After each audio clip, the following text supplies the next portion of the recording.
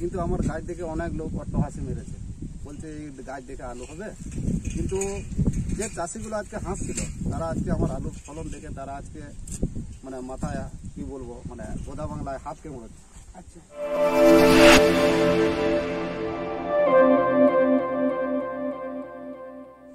Hello guys, আমরা আজকে চলে এসেছি বাঁকুড়া ডিস্ট্রিক্ট জয়পুর থানার অন্তর্গত ভাগলদিঘি গ্রামে। এই ভাগলদিঘি গ্রামে আমাদের যে গোল্ডি আর্লি এবং গোল্ডি সুপার যে দুটো ভ্যারাইটিস জাদুকা অ্যাগ্রোটেক প্রাইভেট লিমিটেড কোম্পানির তরফ থেকে চাষ করা হয়েছে।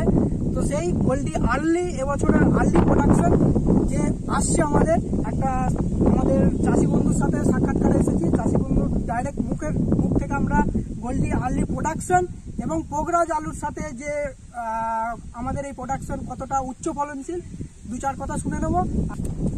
নমস্কার, নাম শিবরাম মুর্মু।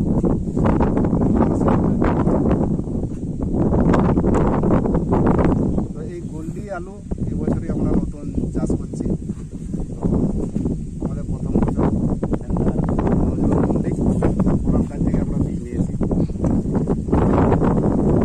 অন্যান্য বছরে এই গোল্ডিটার সম্পর্কে জানতাম না, এবছরই প্রথম।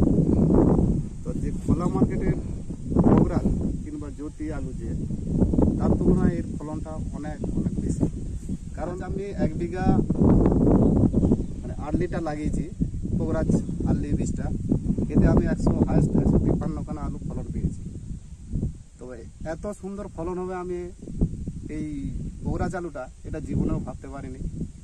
তো এর সর্বোচ্চ হাইস্ট ফলন কত এটা আমি নিজেও জানি না।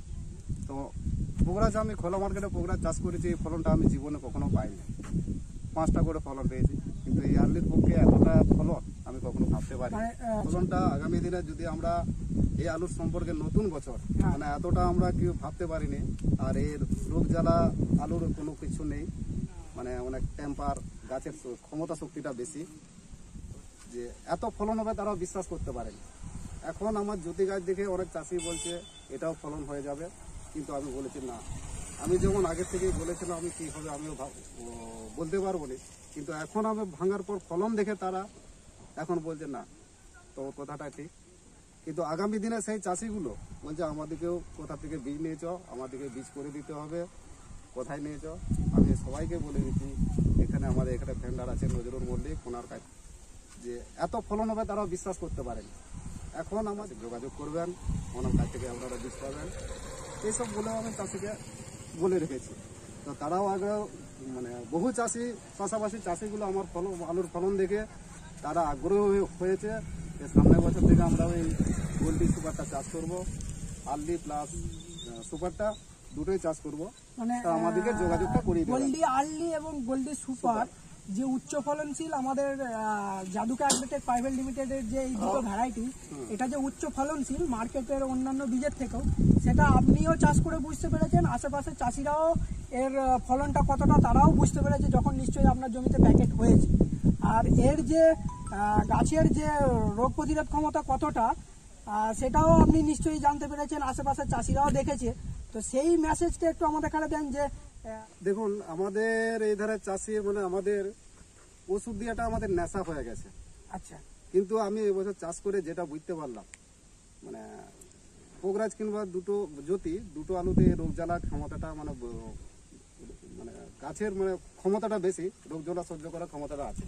প্লাস হচ্ছে এই গাছের রোগ জ্বালা এতটা। প্রাকৃতিক দুর্যোগের ফলে জমিতে নিশ্চয়ই কিছু গাছ পোট পড়েছিল, গাছ কিছু নষ্ট হয়েছিল বীজ।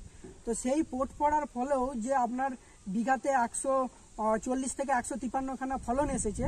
তো সেই ফলনটা আপনার মনে হয় যে যদি প্রাকৃতিক দুর্যোগটা না ঘটতো তাহলে যে পরিমাণ আমাদের গাছ আপনার জমিতে থাকতো সেই প্রোডাকশনটা নিশ্চয়ই আরো বাড়তো। তো সেই প্রোডাকশনটার সম্বন্ধে একটু আপনার কাছ থেকে দু চার কথা জানতে। এটা তো প্রাকৃতির উপরে কারো কিছু করার নেই। প্রাকৃতির উপরে এবছর মানে যেভাবে বৃষ্টি হয়েছিল আমরা ধারণা করতে পারিনি যে বৃষ্টির পরেও এই গাছগুলো এরকম টিকে থাকবে। মানে যে পরিমাণে বৃষ্টি হয়েছে গাছ সব বেরিয়ে গেছিল, কিছুটা পট গেছে, কিন্তু কিছুটা ওই বৃষ্টির কারণে মাটিটা বসার ফলে আলুটা উপরে হয়ে গেছে। আচ্ছা, মানে আলুটা উপরের জন্য ফলনটা কম হয়ে গেছে। এটাও আমাদের মানে আমার আলু দেখে চাষিরা বলছে মানে আমিও নিজে অনুভব করেছি, মানে মাটির যদি না বসতো এটার ফলনটাকে আজকে 153খানা ফলন পেয়েছি, এটা মনে হয় আরও বেশি হতো। এটা আমারও ধারণা। আর চাষির যা উদ্যোগ এবছর আমাদের আলু দেখে, মানে ফলনটা উচ্চ ফলনটা দেখে চাষির যা উদ্যোগ, আগামী দিনে মানে আমার ফলন দেখে আমাকেই অনেক চাষি বলেছে যে কোথা থেকে বীজ নিয়েছো, কোথা থেকে করেছো, আমরাও ওইখানে চাষ করব, আমাদের যোগাযোগ করিয়ে দেবেন।